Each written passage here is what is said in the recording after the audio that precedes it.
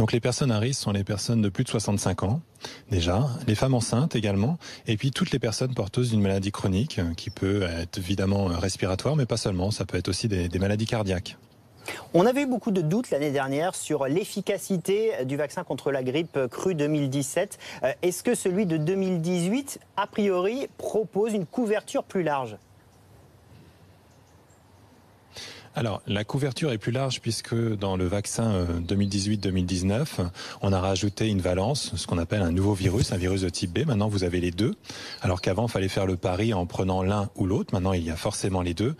L'efficacité du vaccin ne peut être seulement déterminée à partir du moment où on aura les premiers virus qui circuleront pour savoir s'ils sont en adéquation avec la composition vaccinale. Pour l'instant, on ne peut pas la déterminer, cette efficacité. C'est-à-dire qu'aujourd'hui, on incite des personnes à se faire vacciner sans savoir si le vaccin va être réellement efficace ?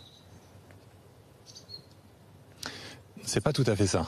Le vaccin est produit de manière habituelle et donc dedans vous avez un virus de type H3N2, H1N1 et des virus de type B. Aujourd'hui, on ne sait pas quel est le virus qui circulera et donc dans ce sens, on sait que par exemple vis-à-vis d'un virus H1N1, si on a un virus H1N1 qui circule, vous avez un vaccin qui est peut-être un peu plus efficace que contre le virus H3N2 comme on a pu s'en rendre compte il y a 2 ans. Donc c'est pour ça que l'efficacité tourne autour de 40%, 50% généralement et qu'il faut à tout prix que ces personnes à risque, comme on le disait en début, se fassent vacciner.